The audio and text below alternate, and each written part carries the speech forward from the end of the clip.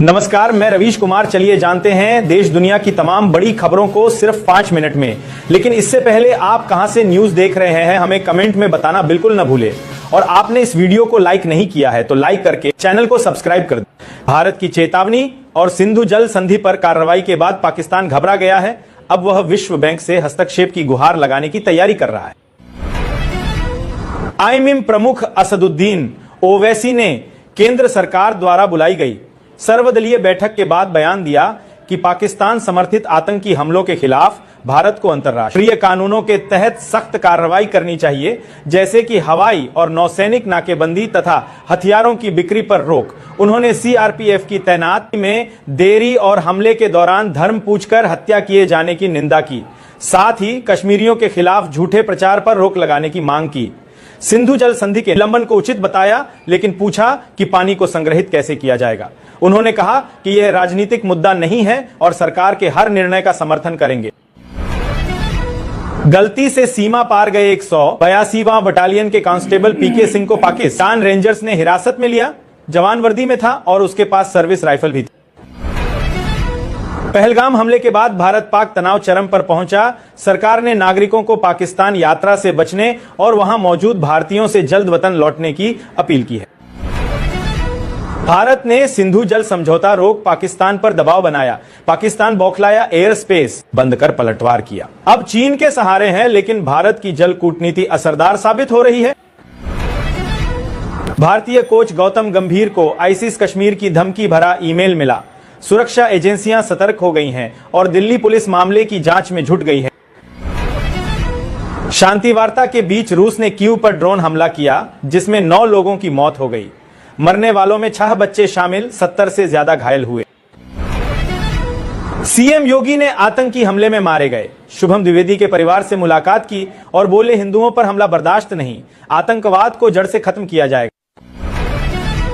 Delhi NCR में गर्मी तेज हो गई है। मौसम विभाग ने 25 से 26 अप्रैल को लू चलने की चेतावनी दी है।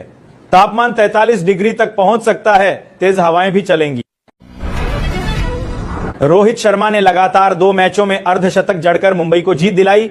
सनराइजर्स के खिलाफ 70 रन की पारी के लिए उन्हें ड्रेसिंग रूम में स्पेशल अवार्ड मिला। मधुबनी से पीएम मोदी ने पाक परस्त आतंकियों को हिंदी में चेताया और अंग्रेजी में ललकारा। दुनिया को साफ संदेश, आतंकवाद अब नहीं सहेंगे, निर्णायक जवाब देंगे। भारत ने पानी रोका तो बौखलाया पाकिस्तान। सुरक्षा समिति की बैठक में व्यापार बंद करने और भारत के सैन्य सलाहकारों को वापस भेजने का निर्णय लिया गया। तनाव और बढ़ा। पहलगाम आतंकी हमले में 26 लोग मारे गए, जिनमें ज्यादातर पर्यटक थे। लश्कर ए तैयबा के सहयोगी रेजिस्टेंस फ्रंट ने जिम्मेदारी ली। रूस, चीन और अरब देशों ने इस हमले की कड़ी निंदा की। कुवैत, सऊदी अरब और यूएई ने भारत के साथ अपनी पूरी सहानुभूति जताई और आतंकवाद के खिलाफ एकजुटता दिखाई। गुवाहाटी से सीएम हिमंत बिस्वा शर्मा ने कहा, पहलगाम आतंकी हमले से असम के लोग आक्रोशित हैं, पीएम मोदी के साथ खड़े हैं। असम सरकार मृतकों के परिजनों को 5 लाख रुपए देगी। इजराइल के पीएम नेतन्याहू ने पीएम मोदी से बात कर पहलगाम आतंकी हमले की कड़ी निंदा की और भारत के साथ एकजुटता जताई। पीएम मोदी ने न्याय की दृढ़ प्रतिबद्धता दोहराई। दिल्ली में सर्वदलीय बैठक के बाद मल्लिकार्जुन खड़गे ने कहा कि हम पहलगाम आतंकी हमले की निंदा करते हैं और सरकार के देशहित में हर कदम का समर्थन करेंगे। राहुल गांधी ने कहा कि सभी दलों ने पहलगाम आतंकी हमले की निंदा की है और विपक्ष ने सरकार को किसी भी आवश्यक कार्रवाई के लिए पूर्ण समर्थन दिया है। डेमोक्रेटिक प्रोग्रेसिव आजाद पार्टी के अध्यक्ष गुलाम नबी आजाद ने पहलगाम हमले पर कहा कि देश और जम्मू कश्मीर के लोग हमले में मारे गए लोगों के साथ खड़े हैं और सभी धर्म आतंकवादियों के खिलाफ एकजुट हैं। जम्मू कश्मीर के मुख्यमंत्री उमर अब्दुल्ला ने पहलगाम आतंकी हमले की कड़ी निंदा की। इसे कश्मीरियत और भारत के मूल्यों पर हमला बताया। उन्होंने कश्मीरी छात्रों और नागरिकों की सुरक्षा के लिए सरकार से अपील की। पहलगाम आतंकी हमले में मारे गए निर्दोष लोगों की स्मृति में केंद्र सरकार द्वारा बुलाई गई सर्वदलीय बैठक में 2 मिनट का मौन रखा गया। केंद्रीय मंत्री चिराग पासवान ने पहलगाम आतंकी हमले पर कहा कि प्रधानमंत्री मोदी पर देश का अटूट विश्वास है और आतंकवादियों को समय पर उचित जवाब दिया जाएगा। सरकार ने प्रदूषण नियंत्रण के लिए योजना बनाई, जिसमें 8 एंटी स्मॉग गन तैनात की जाएं। ये गन सुबह 3 से 7 बजे और 4 गैर पीक घंटों में सक्रिय रहेंगी, 2 रिजर्व में रहेंगी। गोड्डा सांसद डॉक्टर निशिकांत दुबे का सोशल मीडिया पोस्ट वायरल हुआ, जिसमें उन्होंने कहा, आजकल कलमा सीख रहा हूं, पता नहीं कब जरूरत पड़ जाए। यह बयान चर्चा का विषय बना है। पहलगाम आतंकी हमले के बाद केंद्र सरकार ने पाकिस्तान के खिलाफ सख्त रुख अपनाते हुए वाराणसी में रह रहे 10 पाकिस्तानी नागरिकों पर सुरक्षा एजेंसियों द्वारा निगरानी बढ़ा दी है।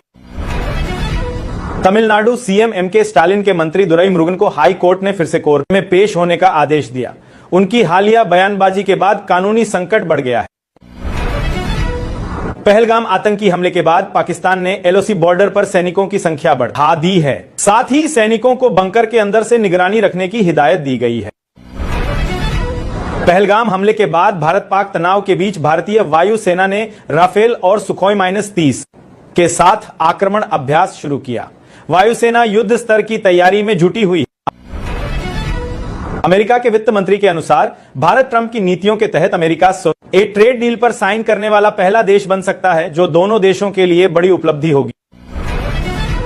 भारत ने पाकिस्तान के खिलाफ एक और बड़ी कार्रवाई करते हुए उसके सरकारी एक्स अकाउंट को ब्लॉक करवा दिया है। यह कदम केंद्र सरकार के अनुरोध पर उठाया गया है। पहलगाम हमले पर पहली बार बोले पीएम मोदी, कहा, आतंकियों और साजिशकर्ताओं को उनकी सोच से बड़ी सजा मिलेगी। अब बची खुची आतंक की जमीन को भी मिट्टी में मिलाया जाएगा। पहलगाम आतंकी हमले के बाद सैलानियों का कश्मीर छोड़ने का सिलसिला तेज हुआ। स्थिति को देखते हुए रेलवे ने कटरा से नई दिल्ली के लिए स्पेशल ट्रेन की शुरुआत की है। यूपी सरकार ने सामूहिक विवाह योजना में बदलाव करते हुए अनुदान राशि 51,000 से बढ़ाकर 1 लाख रुपए की, वार्षिक आय सीमा भी 2 लाख से बढ़ाकर 3 लाख रुपए कर दी। दिल्ली की अदालत ने 2611 हमले के आरोपी तहव्वुर राणा की परिवार से बात करने की याचिका खारिज की।